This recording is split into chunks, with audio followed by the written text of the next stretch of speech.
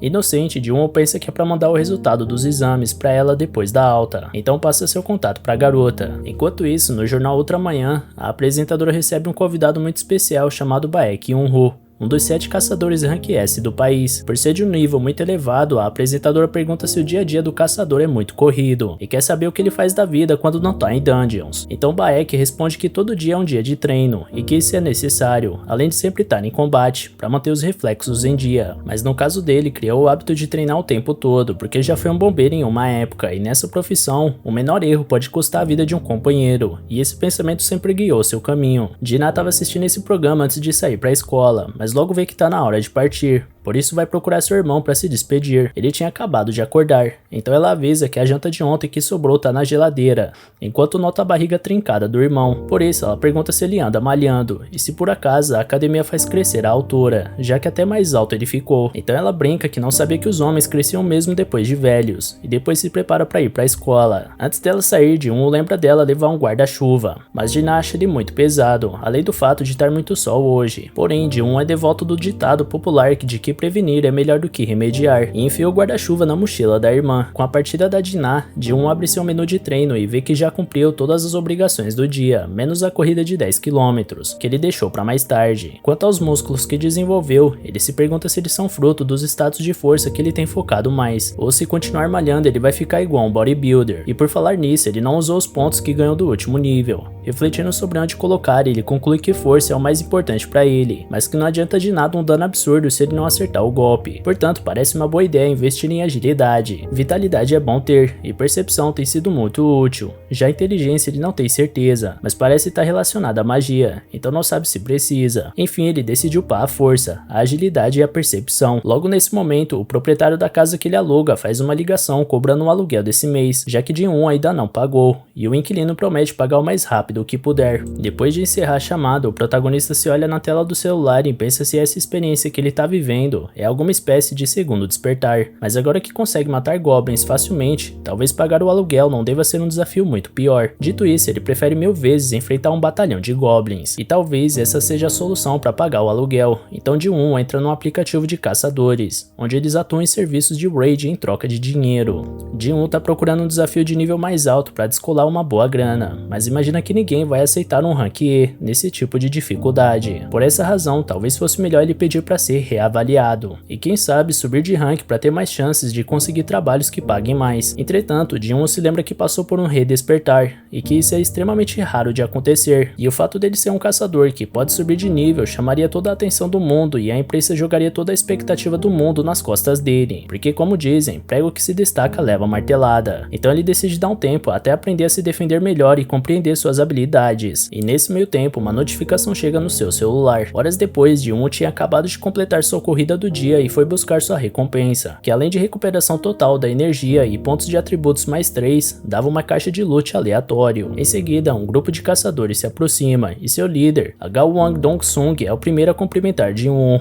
Um rapaz que estava logo atrás reconhece Ji-won, lembrando que ele é conhecido como o caçador mais fraco da humanidade. Os outros membros do grupo começam a dar risada, mas Dong-suk manda eles pararem com a palhaçada e se desculpa com o novato pelos comentários. Apesar disso, o garoto não parece tão pilhado como ficava no passado, e logo pergunta os próximos passos pro líder da equipe. Dong-suk informa que eles vão para uma dungeon rank C, e precisam de no mínimo 8 pessoas para entrar, e pelo menos metade desses 8 precisam ser rank C. Como Ji-won não vai lutar, não terá direito à parte do loot, mas eles vão pagar 2 milhões pela participação. Enquanto o homem falava, Ji-won analisa que o grupo possui 4 membros rank C e 2 de rank D, então ele concorda com os termos e pergunta qual é a função dele nessa raid, e o chefe responde que ele vai carregar a bagagem de todo mundo, como comida, roupas e equipamentos, além de um kit de primeiros socorros. Ji-won pergunta se eles pretendem ir sem um healer, e o líder lembra o quanto é difícil para grupos independentes conseguirem curandeiros, mas como sempre fizeram sem healer, eles têm experiência com isso. Ji-won entende o motivo, mas acha loucura entrar numa dungeon só com praticamente tanques. Então a Gawang passa a caneta pro jovem assinar o contrato, e ele lê que uma das condições é que o grupo não se responsabiliza por nada que aconteça dentro da dungeon. Mesmo assim, ele assina e entrega o documento. Logo depois, chega na equipe o último membro para cumprir a cota, um caçador rank D de 21 anos chamado Yu Jin-ho, e apesar do nível baixo, o cara tinha uma armadura das mais poderosas e reluzentes, e de cara todo mundo saca que deve ser um playboy, e Yu Jin-ho garante que vai proteger o protagonista e todos partem para a missão. Durante a caminhada, Yu pergunta se tá tudo bem com Jin-woo,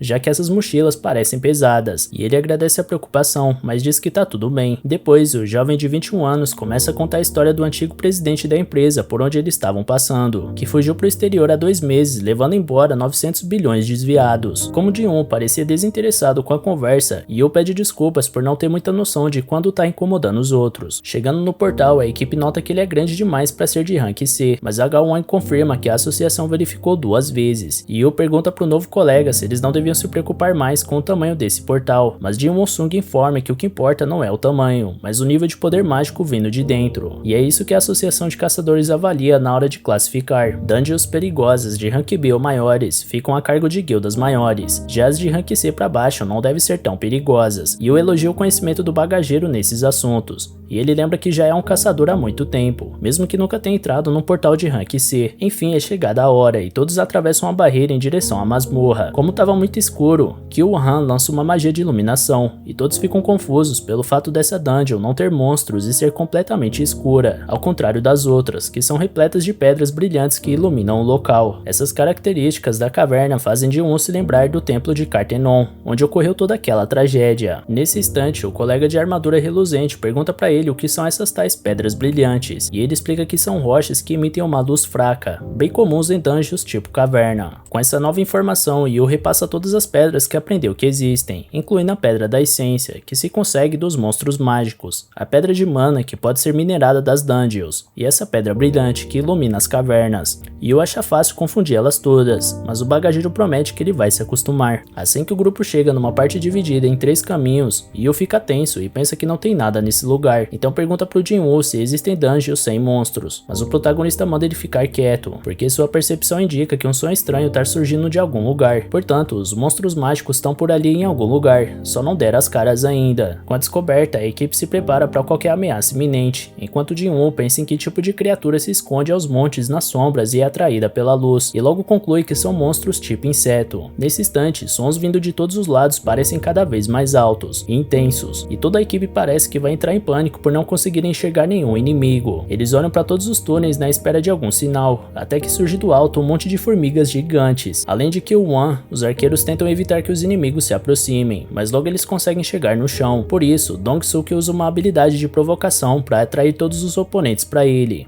E com essa proteção, Kyo-wan tem tempo para invocar uma poderosa magia que elimina vários inimigos de uma só vez, dando margem pro restante avançar em direção à vitória. Assistindo a luta, Jin-Woo reconhece que essa equipe é muito bem entrosada, e que realmente eles devem lutar juntos há muito tempo. E quanto ao Yoo Jin-Ho, parece que o equipamento compensa a falta de habilidade. Porém, mesmo que eles estejam indo bem, alguma coisa não parece certa nessa história. Logo a batalha foi vencida e os membros dividem entre 7 todas as pedras de essência. Dong-suk agradece a percepção do bagageiro por ter antecipado a cilada, e Jin-Woo responde que é só parte do instinto dele. Porém, Kyo-wan nota que muitas formigas não foram mortas por golpes de espada ou magia, então o grupo pensa que pode ter uma criatura mais forte naquele lugar fazendo isso. Enquanto isso, Yoo tenta se gabar da formiga que matou, e Jin-Woo pergunta por cima de onde ele tirou esse equipamento caro. Então o garoto responde que seu pai queria dar uma coisa legal para a primeira raid dele. Por isso, Jin-Woo pede pro jovem tomar bastante cuidado. Fora da dungeon, o mestre de uma guilda, Bae Kyung-ho, tá estraçalhando uma pedra enorme num só golpe, durante um treinamento. Então ele afirma que isso não foi nenhum aquecimento e manda alguém limpar os destroços. Voltando à caverna, Jin-Woo tá comentando com um novo colega que fazer uma grana sem lutar é um bom negócio, mas por dentro, o protagonista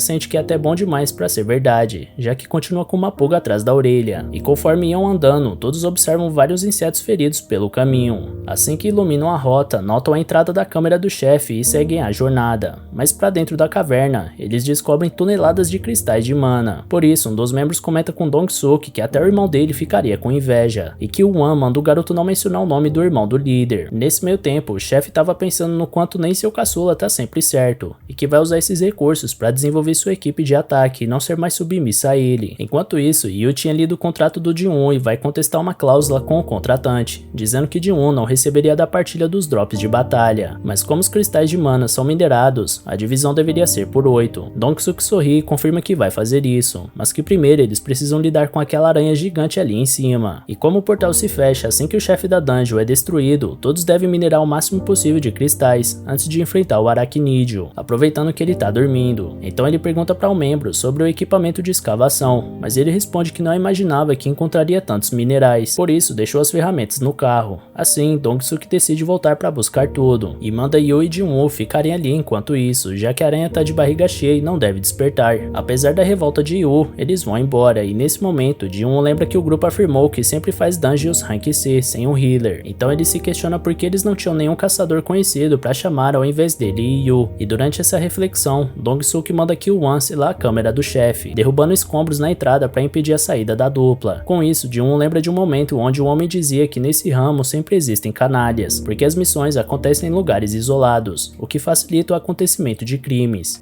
Por isso, às vezes, os mais fracos são deixados de isca como um lagarto que deixa a cauda para trás. E uma dessas caudas, Yoo Jin-woo, só com um cristal de mana e lamenta ter que morrer por conta de uma simples divisão de bens. Por isso, ele pensa que talvez fosse viver se não tivesse comentado sobre o contrato. Mas Jin-woo sabia que aquele grupo estava pronto para matar os dois ao primeiro movimento errado. Porém, eles não precisam sujar as mãos de sangue, uma vez que a aranha finalmente desperta, enquanto Yoo manda o bagageiro se proteger atrás dele. Jin-woo tá analisando as rotas de fuga e pensando que alguns túneis nos arredores provavelmente seriam a saída que o grupo do Dong-suk iria usar. Olhando de volta pro chefe da dungeon, ele pensa em considerar isso uma batalha injusta, mas quando as memórias do Cartenon voltam à tona, ele afirma que vai acabar sozinho com a aranha. Enquanto isso, o grupo de Dong-suk se retira até a resolução do conflito, e um dos subordinados pergunta se precisava deixar os dois lá dentro ao invés de simplesmente acabar com eles. O líder explica que fazer isso iria acordar a aranha, correndo o risco deles não conseguirem voltar para coletar os recursos que desejam. Mas como os dois estão presos lá dentro, a aranha vai comer eles e depois vai voltar a dormir, dando tempo para eles pegarem todos sossegados. Além do mais, com aquele playboy morto, o Yoo Jin-woo, eles vão poder pegar aquela armadura com escudo, que sozinhos devem valer uns 10 milhões. Então mesmo se não der tempo de extrair os cristais, só aquilo já vai levantar uma grana alta. E por falar no garoto Jin-woo, ironicamente Dong-suk comenta que seria bom eles verem de que família rica ele é, porque ficaria feio não comparecer no funeral. Em seguida, Kil-won questiona se a aranha não vai estar bolada por conta do barulho que eles fizeram desmoronar na entrada. Então Dong-suk responde que independente do humor que ela tiver, eles estão em grupo e podem lidar com a situação, ao contrário daqueles dois pivetes de rank baixo, que não importa o que fizerem, vão pra dentro da barriga da aranha. Nesse meio tempo, Jin-sung parece confiante que esse não será seu destino, enquanto Yoo tenta convencer o protagonista que ele precisaria ser do rank B para conseguir vencer esse chefe rank C, ou que pelo menos fosse do mesmo nível do Arachnidio, mas extremamente bem equipado, o que não é o caso. E apesar da confiança, Jin-woo concorda com o companheiro. Mesmo com o redespertar, ele ainda é fraco, e os chefes que ele enfrentou, como a Casaca Azul e o Golem, eram de ranks mais baixos que esse chefe de agora, o que significa que ele está diante de um desafio bem maior do que os anteriores. Apesar disso, Jin-sung nem treme nessa situação, e algo dentro dele continua afirmando que ele é capaz de lidar com essa aranha. Afinal, ele tá no nível 18, então vale a pena tentar. Com isso, ele avança pra cima do inimigo, e fazendo jus ao título de caçador que possui, Jin-woo começa sua caçada. Nesse meio tempo, Go Gun-hee, o presidente da Associação de Caçadores, tá cansado desse monte de reunião com políticos e empresas de energia que ele é obrigado a encontrar dia após dia,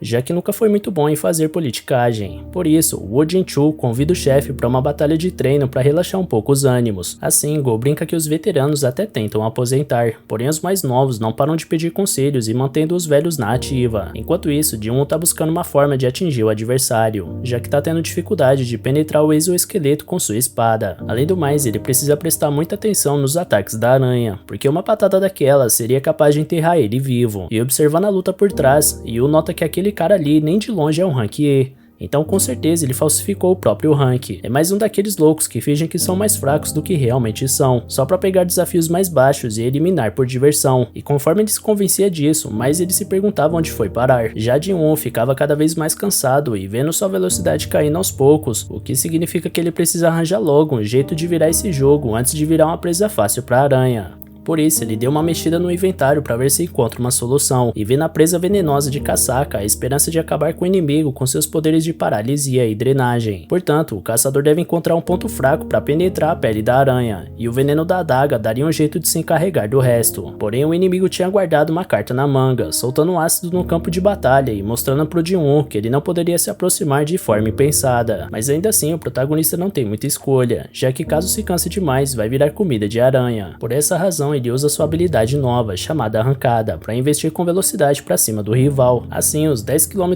corridos por dia mostram surtir algum efeito na força das pernas do rapaz, que é lançado como um míssil para cima do chefe da masmorra, dando margem para atacar com sua adaga no rosto dela. Entretanto, até essa parte do corpo do aracnídeo era extremamente resistente, por isso Jin-Woo começa a perder a calma e atacar desesperadamente todas as partes do corpo que conseguia. Mas essa impaciência levou seu corpo a atingir uma fadiga de nível 70, limitando ainda mais alguns dos seus movimentos. Diante da lentidão, a aranha consegue acertar o humano e jogar ele no chão com força. Assim, Jin-Woo parecia entregue ao seu destino, mas quando o inimigo ia acabar de vez com a luta usando sua garra, ele usa um bônus de recuperação total e recompõe sua energia. Dessa vez ele não podia dar mole, então na sua nova tentativa de ataque ele desfere vários golpes de adaga em um dos olhos da aranha, jogando todo o veneno de casaca pro corpo do aracnídeo. Dessa forma, em poucos segundos, o chefe do portal cai no chão sem chances de reagir. Com a vitória, Jin-Woo sobe alguns níveis instantaneamente, enquanto se sente aliviado de não ter usado todas as suas recompensas de recuperação total das suas corridas diárias de treinamento, porque sem elas teria sido bem complicado. Já Yu tá simplesmente espantado com o que acabou de presenciar. Ele simplesmente não consegue acreditar que o bagageiro Rank E do seu grupo de expedição foi capaz de derrotar uma aranha gigante Rank C. Por isso agora tem certeza que o sujeito falsificou seu nível real. E durante esse pensamento, o protagonista coleta a pedra de essência do chefe da caverna e se pergunta quanto deve valer um negócio desses. E como não é bobo nem nada, Yu já coloca as bagagens do colega nas costas e entrega uma garrafa d'água para ele enquanto pede para ele descansar, enquanto o próprio Yu escavava todos os cristais do local. Jin-Sung não entende o motivo desse comportamento estranho, mas isso fica em segundo plano quando o grupo do Dong-Suk surge por uma das entradas da caverna e nota que os dois novatos ainda estão vivos. Ao mesmo tempo, o experiente Go-Gun-Hee aceita praticar com Wo Jin-Chu e mostra que mesmo velho ainda mantém uma forma incrível, demonstrando incrível força ao subjugar o administrador da vigilância dos caçadores. Jin-Chu reconhece a força do presidente e agradece por ter tido a oportunidade de treinar com ele, enquanto o líder demonstra grande humildade e liderança ao elogiar o desenvolvimento do subordinado, além de ressaltar que mesmo que esses exercícios não façam o Jin-Chu subir de rank, ainda assim seria possível praticar e lapidar novas técnicas, que podem ser úteis nas dungeons, onde o perigo é sempre extremo e a verdadeira natureza das pessoas realmente aparece, e essa natureza fica cada vez mais evidente em Dong-Suk e sua equipe, quando eles descem para a confusão e ao ver a carcaça da aranha, concluem que provavelmente era uma criatura bem mais fraca do que eles imaginavam, para ser derrotada por dois pivetes tão fracos. No mínimo, essa armadura cara do garoto Yu foi o que conseguiu tancar o chefe da dungeon. Por isso, Dong-Sung comenta que esse equipamento do garoto rico parece ser bem útil,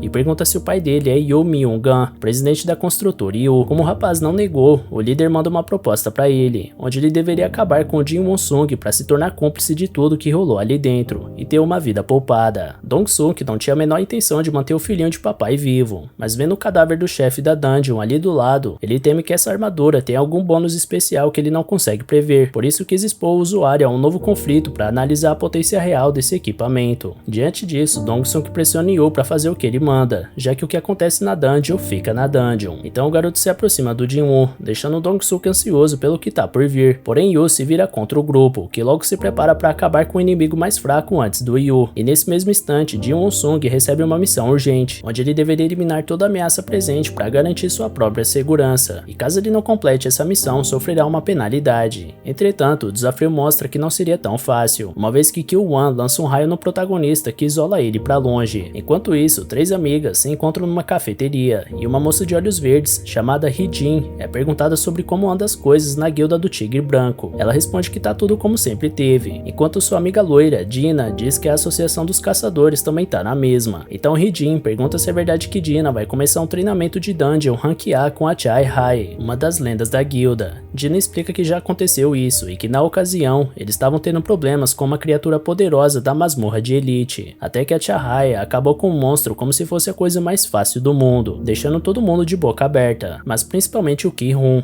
já que ele era pretendente a capitão do esquadrão de ataque. A propósito, Dina pergunta daquele rapaz, Chu, que também tinha a intenção de ser capitão, mas Hee-Jin não acha que ele seja grande escolha coisas, mas apesar de tudo elas ainda estão na guilda de caçadores e a Tigre Branco, as maiores que existem até o momento, ao contrário de outras organizações com histórias sinistras sobre mortes misteriosas dos seus membros em dungeons. Nesse meio tempo, Ji-Won parece morto aos olhos dos presentes, mas ele ainda vive, refletindo dentro de si com um ódio profundo sobre o motivo do mundo ser um lugar de tantas mentiras e traições. Ji-Won foi descuidado de novo e subestimou o mal que as pessoas são capazes de fazer, e dessa vez até o sistema que guia ele quer que ele mate pessoas. Estranhamente, parece que esse dispositivo deseja manter ele vivo e forte, e já que o sistema quer usar Ji-Won, Ji-Won também vai usar o sistema. Conforme ele avançava lentamente contra os inimigos que riem da cara dele, o protagonista pensa sobre como a lei do mais forte é a que prevalece em lugares desse tipo. Então Juntai pede para deixar o caçador mais fraco do mundo com ele, para logo em seguida abraçar Ji-Won e perguntar o que um besta Rank E pode fazer contra eles, do alto da sua arrogância. Sendo assim, Ji-Won mostra na prática o que ele tinha em mente ao separar a cabeça do inimigo do resto do corpo. Dong-suk sabe que Juntai era descuidado, mas ainda assim era um Rank D. Já o Rank E, que acabou com a vida dele, não tá se sentindo tão mal por ter eliminado seu primeiro humano. Afinal, ele não tem escolha, e se somente o mais forte sobrevive, Ji-Won-sung vai terminar de pé. Tendo isso em mente, ele se move como vento pra cima de cada um dos seus inimigos, derrubando um por um sem dar a chance de ser tocado. Até o talentoso Kil-wan é eliminado em penúltimo sem grande esforço, até restar apenas o líder do grupo de expedição, Aguang Dong-suk. Vendo sua equipe ser massacrada em poucos segundos, o chefe percebe quem realmente matou aquela aranha gigante, mas ao contrário dos seus subordinados, Dong-suk é um caçador Rank C diferenciado, e ele mostra isso usando a habilidade de reforço. Logo ele analisa que Ji-Won deve estar cansado depois de enfrentar a aranha e seus companheiros. Fora isso, seus pontos fortes são a velocidade e a adaga venenosa, mas graças ao reforço do Dong-suk, seu corpo se tornou forte como aço, então a adaga não vai ser capaz de penetrar sua pele. Entretanto, Ji-Won-sung mostra que ter passado todo esse tempo subindo de nível faz qualquer um de Rank C parecer nada perante ele. Sendo assim, ele joga a cabeça do Dong-suk no chão, que logo ele percebe que não tem chances contra aquele caçador, por isso pede misericórdia e jura que vai pagar tudo que Ji-Won-sung quiser se for poupado. Mas o protagonista lembra que esse homem tentou matar ele 3 vezes, e agora vem pedir arrego desse jeito ridículo. E como o próprio Dong-suk tinha dito, o que acontece na dungeon, fica na dungeon.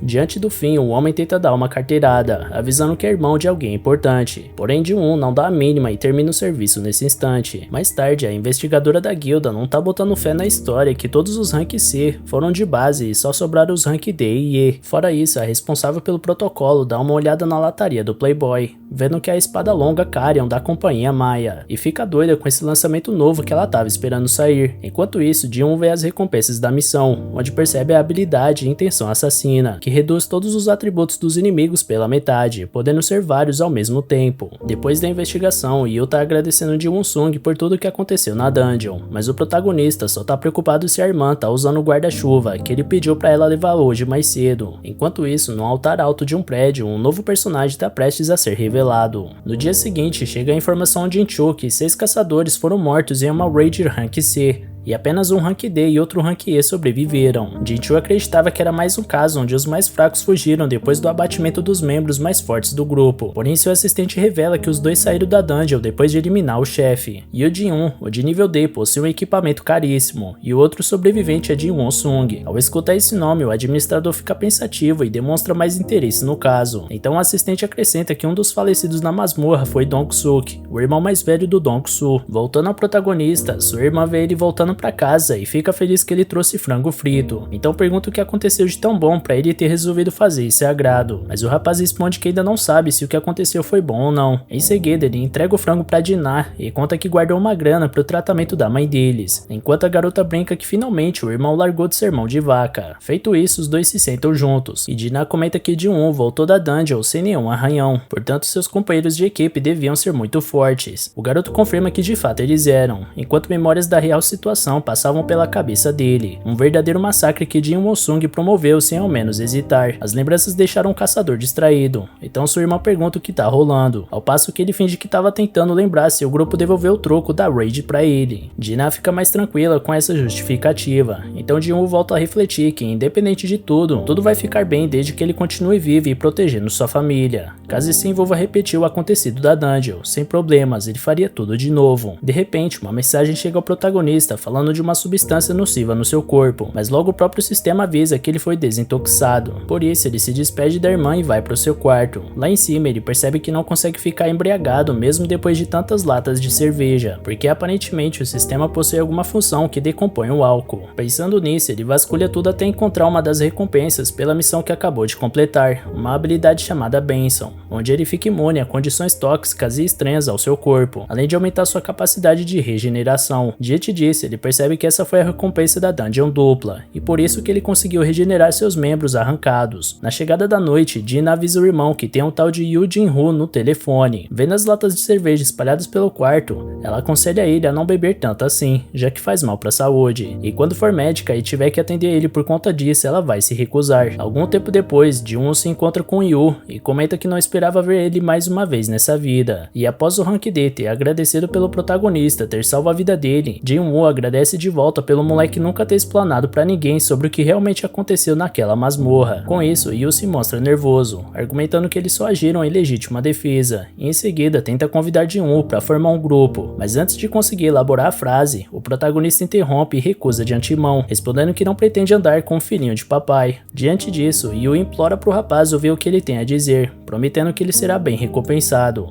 Assim, ele consegue a atenção de Jin-Woo e continua dizendo que precisa da ajuda dele para concluir 20 raids e conseguir uma licença de mestre de guilda. Como ele estudou para assumir sua herança, não seria um problema passar no exame teórico, porém na parte prática já são outros 500. Pegando um assunto, Jin-Woo pergunta se o garoto é o segundo herdeiro da construtora Yujin, e depois de confirmar, Yu comenta que seu pai gostaria que a empresa tivesse sua própria guilda. Por essa razão, Jin-Woo presume que o pai dele deseja entrar no ramo dos caçadores para ser autossuficiente e conseguir suas próprias raids, lucrando com isso de forma independente. Yu diz que sim, e que a ideia é colocar um Rank S como mestre, e com o irmão dele de vice-comandante. A guilda vai ser gerida que nem uma empresa. Jin-Woo comenta que vai ser difícil arranjar um Rank S, já que só tem 9 em todo o país, além de que o único sem guilda se aposentou, que era o Min Byung-gu. Além do mais, se o pai do Yu quiser atrair um Rank S já contratado, vai criar treta entre as duas guildas. Vendo que o caçador não tá parecendo muito confiante com esse plano, Yu é mais incisivo ao afirmar que Jin Sung precisa de parceiros para entrar em raids escondendo o próprio rank, e que para Yu também é melhor fazer essas expedições ao lado de um Rank E, ao invés de procurar por alguém de nível mais elevado. Depois da declaração, o garoto reflete sozinho que o chefe dessa dungeon, que ele pretende invadir em seguida, talvez seja Rank B ou até mais que isso. Em seguida, ele mostra o projeto da guilda, mencionando que o valor estimado para o prédio da sede está em 30 bilhões, e essa será a recompensa pelas 19 raids Rank C que o Jin-Woo deverá participar, já que a da aranha foi a primeira. Pensando sozinho, o protagonista acredita que no passado pularia de cabeça nessa proposta, mas sendo o único caçador que evolui, com certeza ele vai virar Rank S um dia, talvez até ultrapassando isso, caso seja possível. Considerando essa possibilidade, o valor é até baixo para o que ele pode entregar. Além disso, sem saber como subir de nível afeta ele, colaborar com outras pessoas pode ser arriscado.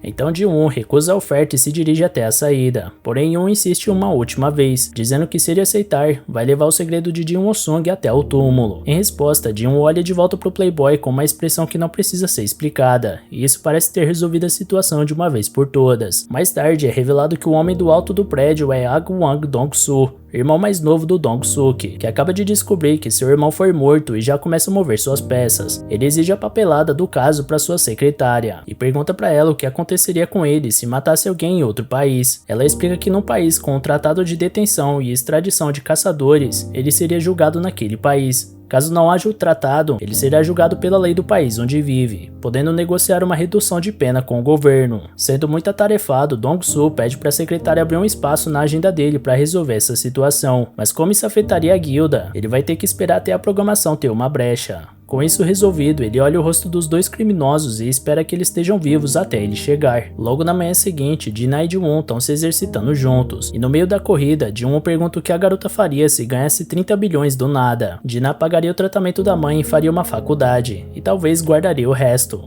Ela não sabe dizer porque isso nunca vai acontecer de qualquer forma. Jin-Woo concorda e avisa que Dina pode correr no próprio ritmo, então ele dispara na frente. Sem conseguir acompanhar, a garota comenta que o moleque pode até ser Rank E, mas ainda assim é um caçador. Sem a presença dela, Jin-Woo aceita a recompensa por mais um dia de treino, mas antes repara que o sistema contabilizou a corrida acima da meta, contando os 11 km que ele correu, ao invés de fechar em 10 como sempre fazia. Para tirar a dúvida, ele faz mais 2 flexões e nota que isso também foi acrescentado na meta. então decide ver até onde isso podia chegar. Nesse momento, Dinah tinha acabado de alcançar o rapaz, mas logo ele volta a deixar ela comendo poeira. Depois de um tempo, ele vê que o sistema travou no dobro da meta, então questiona sobre o resto que ele correu. Logo ele dobra a meta de todos os exercícios, com 200 flexões, 200 abdominais e 200 agachamentos, e isso abriu uma recompensa secreta, sendo uma caixa misteriosa abençoada e outra amaldiçoada. Primeiramente ele abre a abençoada, que revela uma chave para entrar na dungeon Castelo Demoníaco. Além disso,